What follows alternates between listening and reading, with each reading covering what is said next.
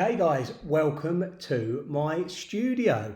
I'm going to be doing some films in here each month, talking about rigs, doing an Ask Jimmy and various other things as well. I might even get a couple of podcast anglers in here as well. So yeah, this is the studio. I thought I would kick off this very first video with the winner from my last film where I travelled to the Isle of Wight.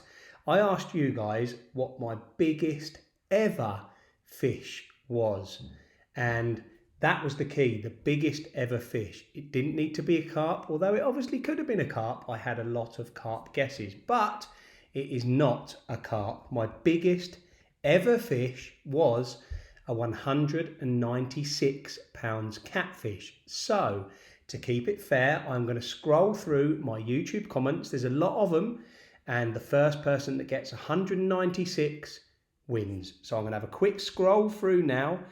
156, 50 pound common, 114, 68, 12, 196. Right, Wayne Aspley, you have won the prize of luggage, a deeper, some CC Moore bait, and I will get that off in the post to you. You need to PM me on potentially my Instagram account or my Facebook account, and I will get that prize off to you. So very, very well done, Wayne. You've obviously read one of the chapters that I've done in a book where I've mentioned that catfish. So yeah, huge well done, Wayne, and thank you to everybody else that entered. Now, the reason I'm in here is because I'm going to do an Ask Jimmy once a month where I share the questions on my Facebook page. I ask you guys to contribute on the Facebook page as to what questions you would like me to answer in this Ask Jimmy film. So I'm just going to pull up my Facebook channel now, and I'm going to take a look at some of your questions. I've had a lot of them, so bear with me. I'm going to pick my top 10 questions and get them answered for you right now. So the very, very first one from Martin Shaw is, why did I begin a YouTube channel? Now, this was simple for me.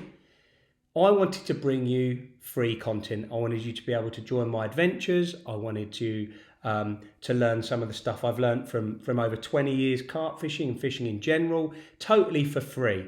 There's obviously a lot of paid content platforms out there now, but I wanted to give you it totally for free. So that's the main reason I've started a YouTube channel. Basically, you can follow my adventures, learn some of my tips, how I've caught big fish from around the world, yeah, for nothing. And you can watch it wherever you want, whenever you want, on YouTube, on your TV, on your phones, when you're fishing, whatever. So that is the reason why I have started my YouTube channel.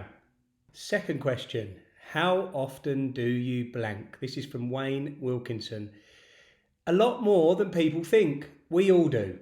It's just nature of the beast with fishing. And I think every blank session, you're one step closer to catching. Blanking is all part of fishing. If we didn't blank, it would be too easy. And I think if I didn't blank, I'd probably get bored. I like a challenge. And that's what fishing brings, you know. You're not going to catch every single time. And I just think it makes you more determined to catch one next time. Catching fish is a puzzle, especially if you're after target fish. So blanks are just par for the course, basically. So the answer is, I do blank. How often do I blank? Well, it depends what lake I'm at. If I'm after a single fish on a very low stocked pit, sometimes I blank for weeks. If I'm on some of the higher stock venues, it might take me a session or two till I start catching. Other times I might catch a few sessions on the trot. So it really depends on the venue. But the one thing is, I definitely do blank. Question 3 from Paul King. What advice would you have for newcomers coming into the carp scene? There's so much competition from companies selling the next big thing, from rods, reels and bait. Perhaps it can be a minefield, especially for youngsters starting out. Absolutely, Paul. And the biggest bit of advice I can give, the fish don't know what tackle you're using. You can catch a personal best, a UK record, a world record on pretty much any make of rod and reel. As long as it's strong enough to do the job, you've got the that you've got good line on there, it's not going to break through the fight, then you can catch fish on any rod or reel, you know. It could be a 20 pounds reel or a 500 pounds reel, a 10 pound rod or a 500 pounds rod. The fish does not know what tackle you're using. As long as your end tackle is strong enough and the gear has the ability to get the fish in, then it really, really doesn't matter. That's the advice I can give for newcomers. You don't need to go out and buy the most expensive gear to catch carp or any fish for that matter. Go out and get yourself a budget range to start with and get yourself fishing. That's the most important thing. Get yourself out on the bank.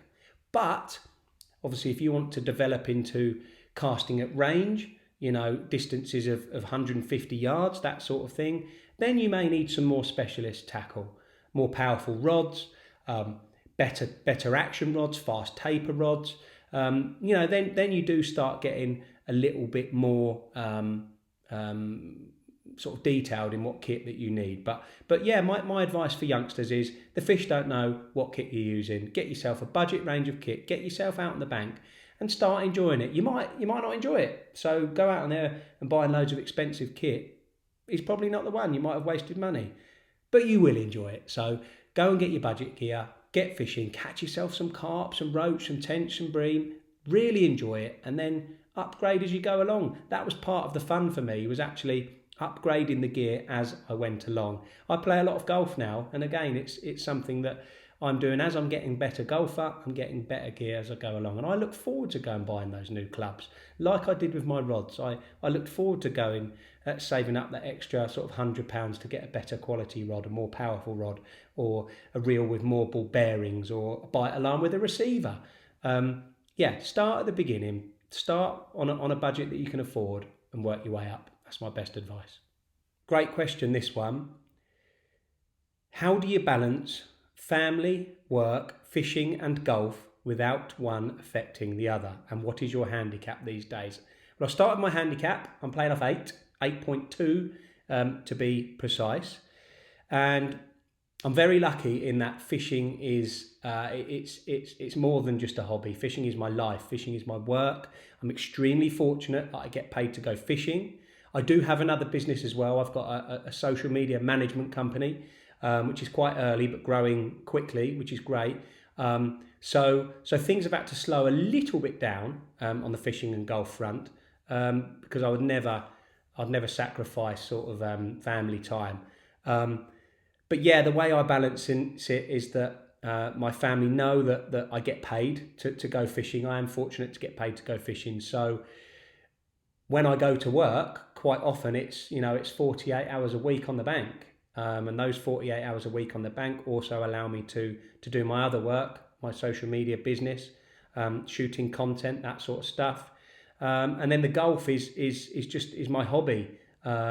So if I've worked, several days in the week, I'm lucky enough to be my own boss. I might have a Thursday off or a Friday off to go and play golf, or if I have a competition at the weekend. But yeah, I'm lucky. If I've been away for a couple of days fishing, I'll be able to come home, spend some time with the family, on a weekday when most people are working 9 till 5.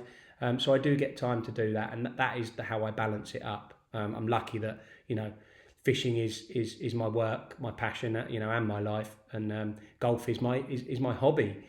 I know a lot of people, fishing is their hobby and golf may be their hobby, but I think if I didn't work in angling, it would be an even more difficult balance to balance golf and fishing. I think I'd probably choose fishing. Well, I would choose fishing as my hobby if it wasn't my job.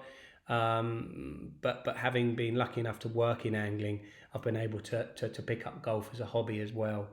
So yeah, that's how I balance it up. I'm lucky. I'm very, very appreciative of understanding family. So yeah, great question, Richard Lofthouse, and he's an old mate of mine. So hope you're well, fella.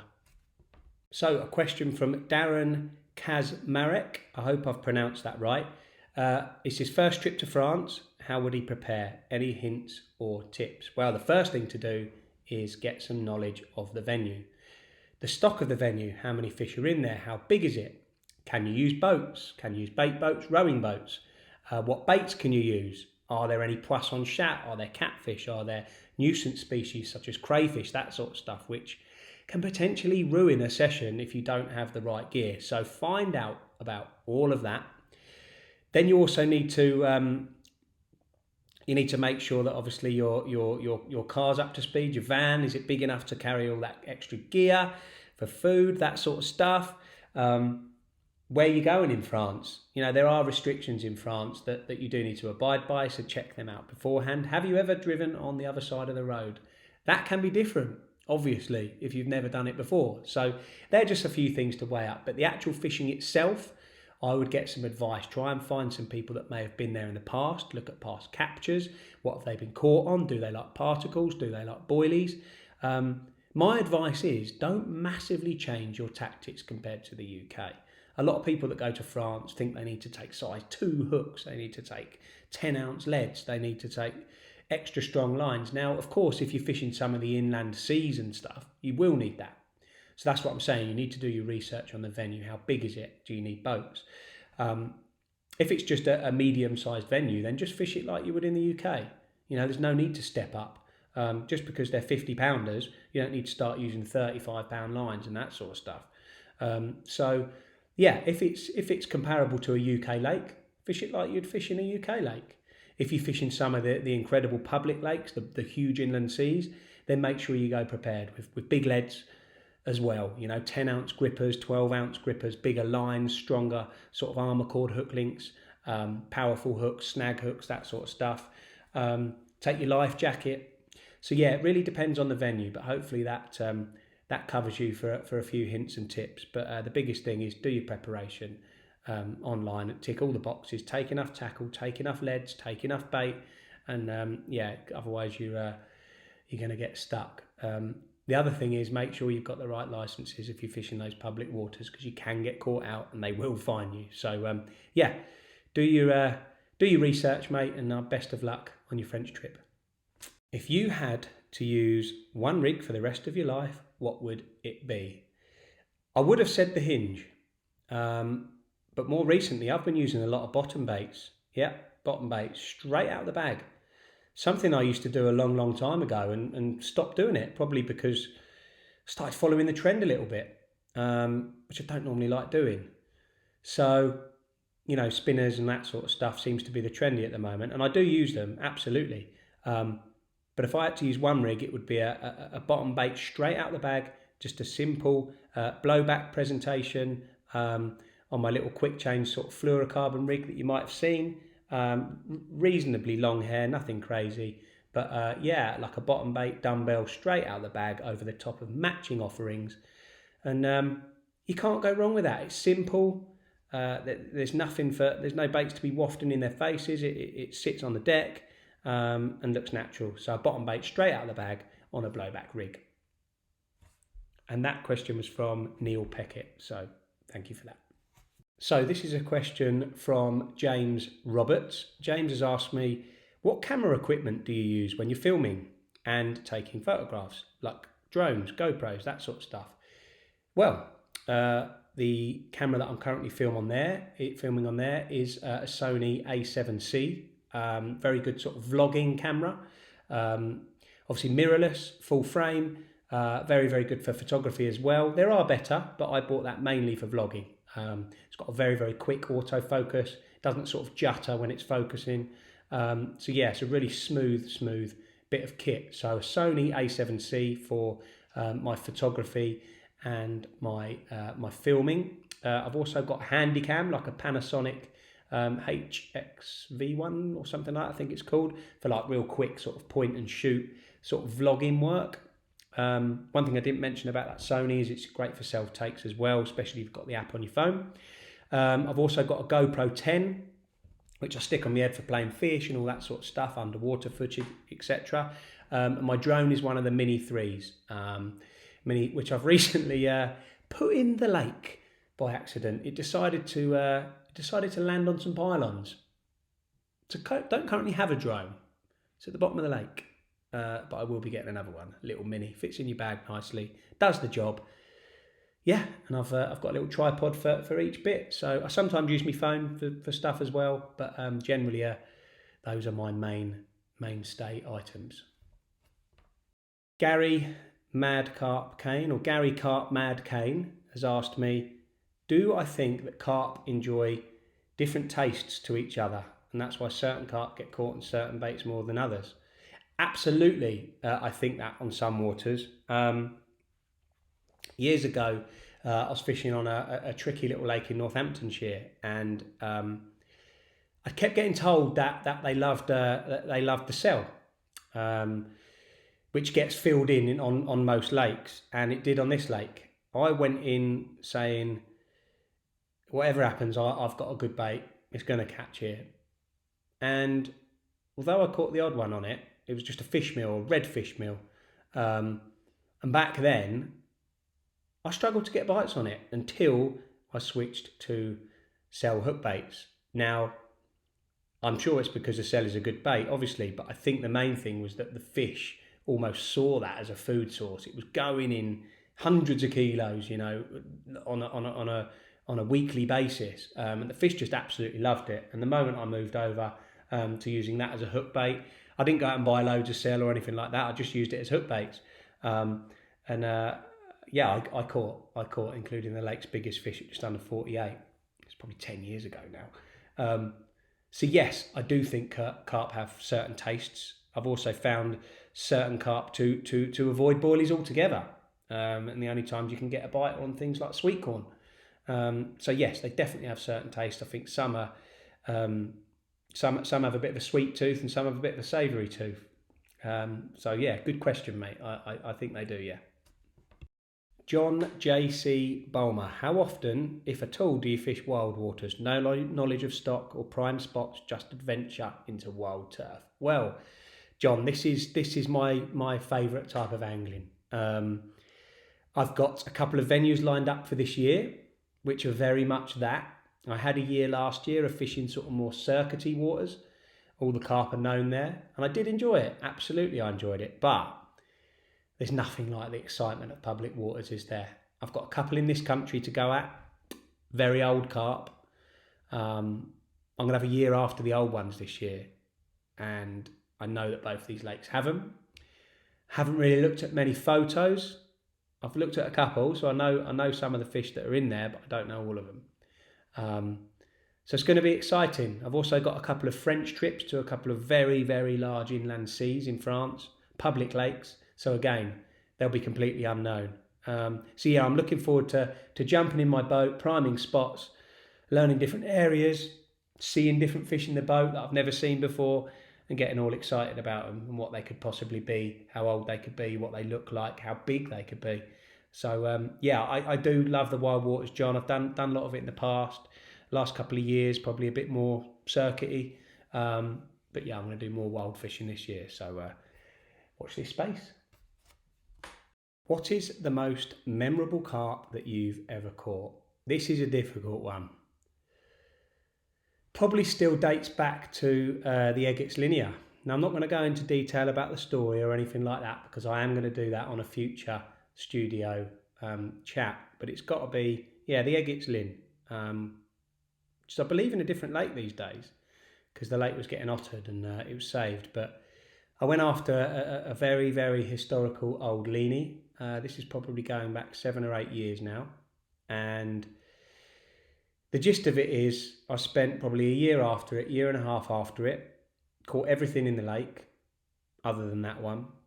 Pretty much everything in the lake other than that one. Started getting repeat captures, left it be, and came back 6-7 months later and caught it on my first night back. So it would be the Eggett's Lin. Here's a little bit of footage over the top of me talking now of this ridiculous looking fish. Ancient leanie strain. My mate Elbow popped down to do the pictures and the filming, so it's a lovely moment to spend with him. So massive thank you to El. So yeah, it would have to be the Eggett's Lin that went just over £40 at the time, as a new PB, very special carp, and it's probably still the most memorable these days.